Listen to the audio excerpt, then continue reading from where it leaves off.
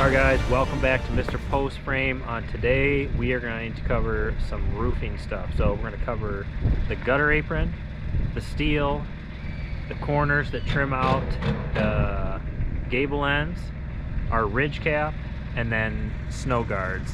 But before we get started, don't forget we have a Patreon for you guys who want to self-build. We talk about different topics every month. You get to be a part of a community of other self-builders. We have a live every month. You get to ask questions. It's a good deal. Check it out. And also, if you want to design your own post frame home or building, email us, design Mr. Post Frame, and we'll get you going. But let's go ahead and jump into the show. All right, there's a couple things to consider when you're doing your roofing. Is one, make sure your roof is square, obviously. Not everybody does that, but the squarer your roof is, the easier starting your roof steel will be. Another thing to consider when designing your post frame home or building, if your roof span is a multiple of 3, it makes life real easy. So for example, this house along the sidewall is 39 feet, so I put 18-inch overhangs on this, so it made it 42 feet, which is a multiple of 3. So my corners fit perfectly without me having to even think about it. Now say it landed on 41 or not a multiple of 3, then you have to figure out where to start your steel so that those corner trims won't land on a rib. So that's just a little tip for you. Try to make your roof a multiple of 3 if you can. Typically I like to use 1.5 foot overhangs, 18-inch overhangs, or 2 foot overhangs. It doesn't always work, but it's really nice when it does. So just keep that in mind.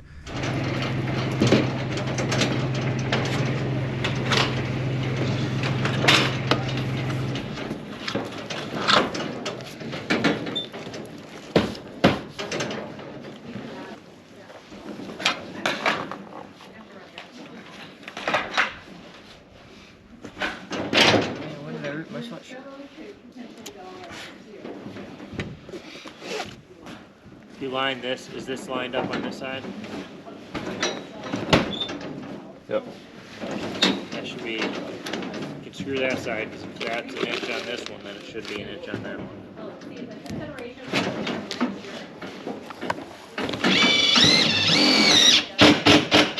So when you're doing this, I haven't put a row of screws across the top, which I will here before. You good there, Jake? 1 3/16. All right, let me get this screwed down here. So right at 3 inches.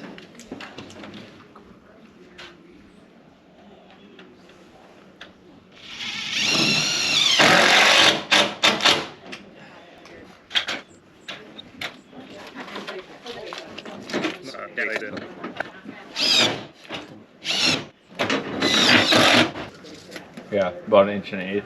Okay, put a screw in yours.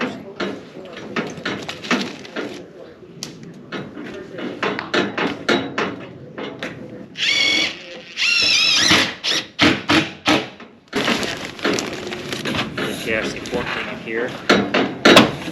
Push this and make sure this seam's good.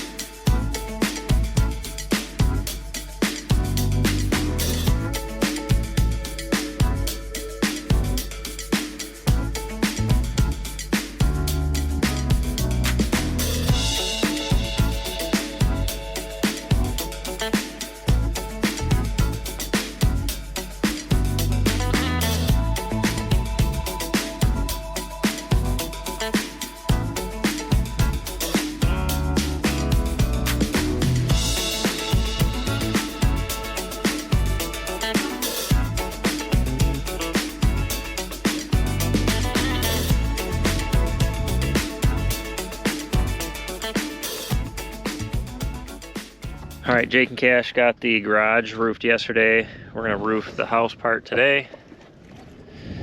And this has sheathing on it and then synthetic paper, so we can't see where our nails are to know where our purlins are. So we're marking all those out. And we just use chalk lines. Use chalk lines to do that, so when our screws go through the steel, they go through the plywood and then into a purlin.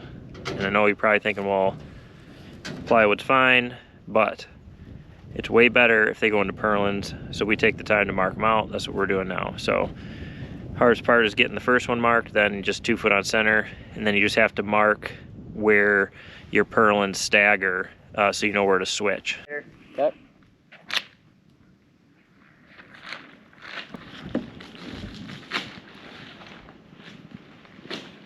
Good? Yep.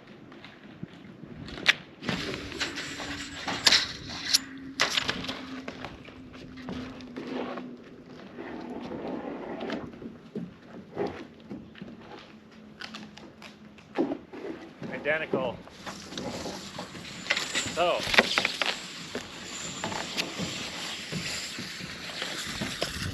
we just got an overall dimension at the top and the bottom. Both is 42 3/8, so we're going to snap a line up here so we know where our first piece has to be square, and then we should be good to go. So we'll do 38 inches.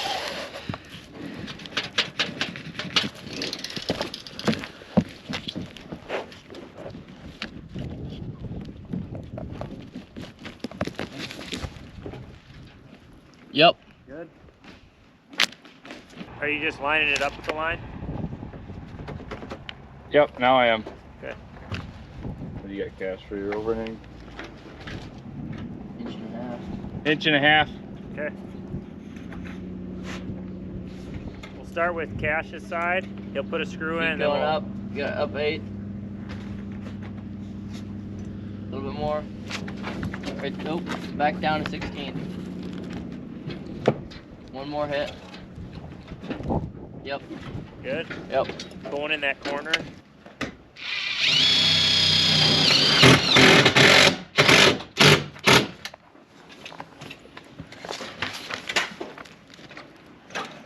I'm at 7/8, so I can come down. Should be pretty close right there. We'll go with that. Okay.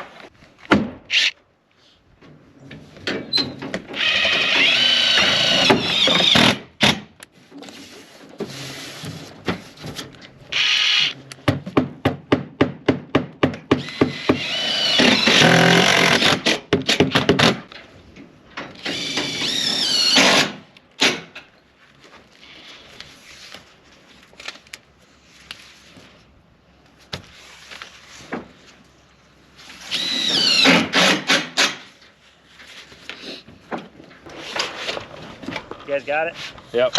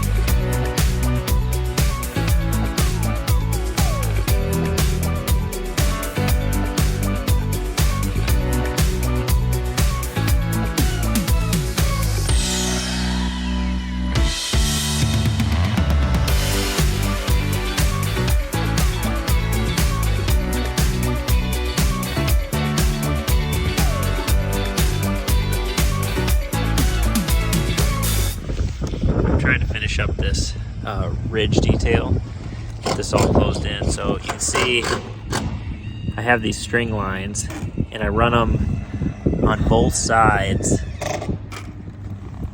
from one end to the other so I can run my vented closure strips in a nice straight line. So I put these just above where my ridge cap's going to end. That way I know they're going to be hidden and that my screws are still going to go through them. So I got this all ran. Now I just got to put my ridge down.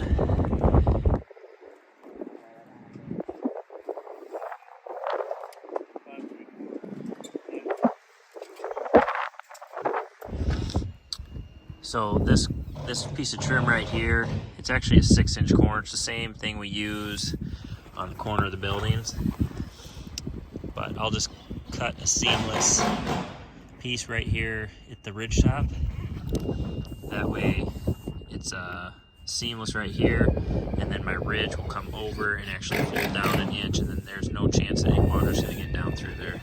All right, here is our ridge all done, and I find it really difficult to get no oil canning at all in this. I mean, the good thing is it's up here on the roof, nobody's ever gonna see it. But the good thing is it's all waterproofed. You can see our vented closure up under there. That will keep wind-driven rain from getting up in there, but yet it'll let the building breathe.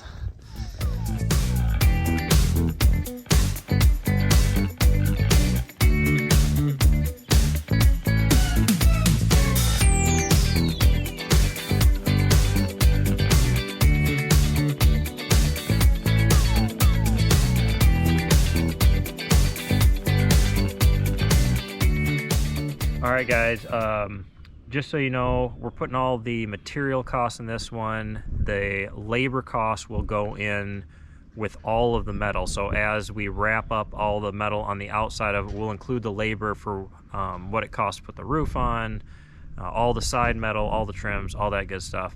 But as always, we appreciate you guys watching.